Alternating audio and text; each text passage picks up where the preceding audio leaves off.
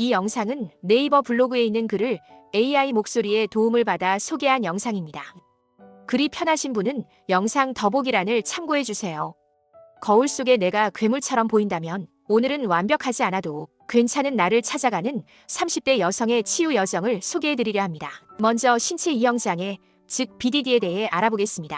신체 이형장애는 자신의 외모에 심각한 결함이 있다고 믿고 이에 과도하게 집착하여 일상생활에 지장을 받는 심리적 질환입니다. 이 증상의 주요 원인은 크게 세 가지로 볼 수 있습니다. 첫째, 생물학적 요인입니다. 세로토닌 등 뇌 신경 전달 물질의 불균형이나 시각, 정보를 처리하는 뇌 영역의 기능적 차이와 관련이 있다는 연구가 있습니다. 둘째, 심리적 요인입니다. 낮은 자존감, 완벽주의 성향, 그리고 거절에 대한 과도한 두려움 등이 마음 깊은 곳에 깔려있는 경우가 많습니다. 셋째, 환경적 요인입니다. 어린 시절의 반임이나 학대, 부모나 또래로부터 들었던 외모, 비하 발언, 또는 대중매체의 비현실적인 미적 기준에 대한 압박 등이 원인이 될 수 있습니다.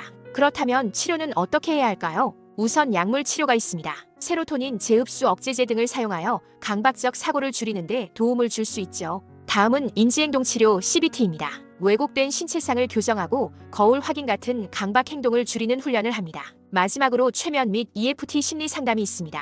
약물이나 인지적 접근만으로 해결되지 않는 무의식적 뿌리, 즉 어린 시절의 상처나 증상의 2차적 이득을 다루어 깊은 차원의 치유를 돕습니다. 오늘 소개할 사례가 바로 이 접근법을 사용했습니다. 최근 스냅챗 이형증이라는 신조어가 생길 정도라고 하죠. 필터 보정된 자신의 모습과 실제 모습 사이의 괴리감 때문에 고통받는 분들이 늘어나고 있습니다.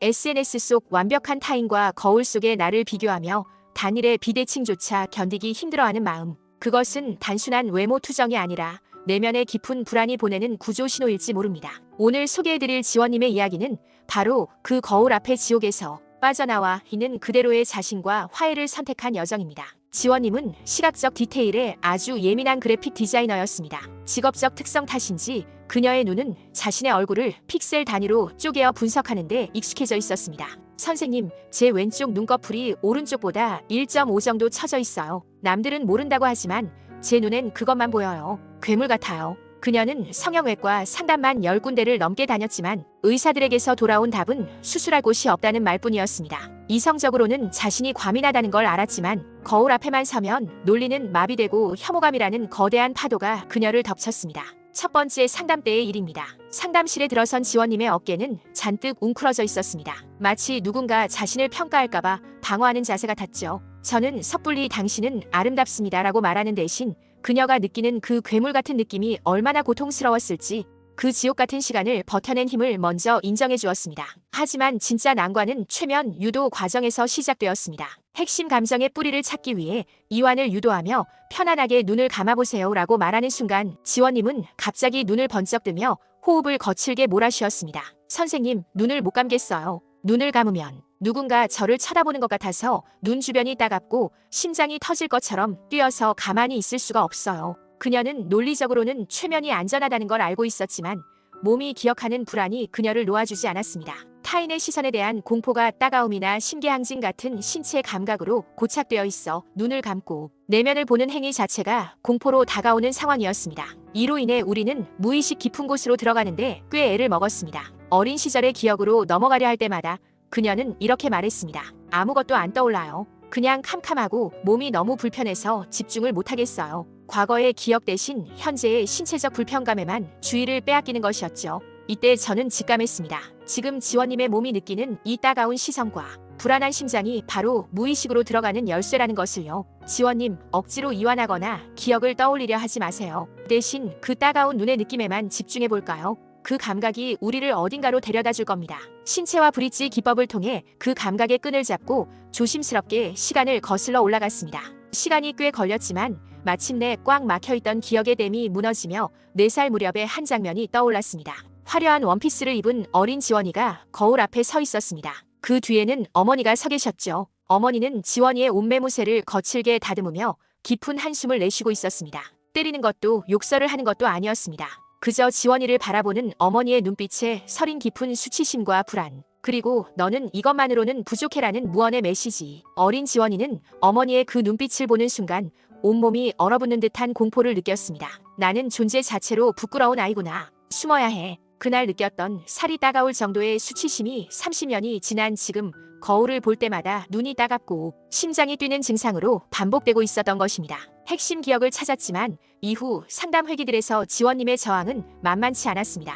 엄마 탓을 하고 싶지 않아요. 그냥 제 눈이 짝짝이인 게 문제라니까요. 라며 다시 외모 분석으로 도망치려 했습니다. 저는 고민 끝에 그녀의 논리적 방어를 뚫고 들어가는 것보다 그 방어가 지키고자 하는 긍정적 의도, 즉 2차적 이득을 건드려 보기로 했습니다. 지원님, 만약 내일 아침 일어나는데 기적처럼 외모가 완벽해졌다고 상상해보세요. 그럼 어떤 일이 일어날까요? 그녀는 처음엔 그럼 좋을 것 같은데요.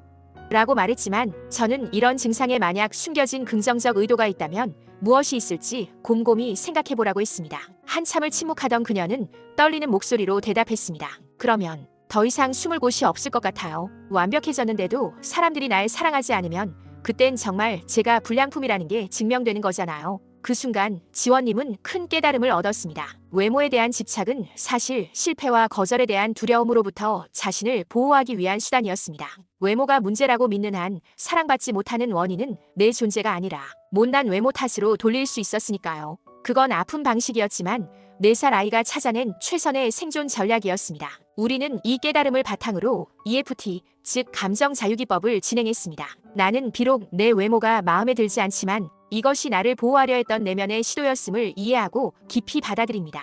엄마의 불안한 눈빛은 나 때문이 아니었습니다. 그건 엄마의 마음의 렌즈가 얼룩져 있었기 때문입니다. 우리는 지원님의 몸을 고치는 대신 그녀가 세상을 바라보는 렌즈를 닦아내기 시작했습니다.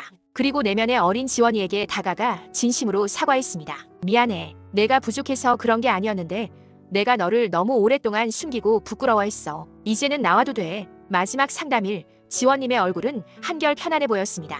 거울을 보는 것이 여전히 즐겁지는 않지만 예전처럼 공포스럽지는 않다고 했습니다. 선생님, 여전히 제 눈은 짝짝이에요. 거울을 보면 그게 보여요. 하지만 예전에는 그게 재앙처럼 느껴졌다면 지금은 그냥 내 눈이네 하고 넘길 수 있게 됐어요. 우리는 미래 상황을 가정해 보았습니다. 중요한 프레젠테이션 날 화장이 잘 먹지 않은 상황. 예전 같으면 병가를 냈을 테지만 상상 속의 지원님은 뭐 어때? 내 실력은 그대로인데라며 씩씩하게 집을 나섰습니다. 감정 점수는 10점에서 23점 정도로 내려왔습니다. 완벽한 0점은 아니었지만 지원님은 더 이상의 상담을 원하지 않았습니다.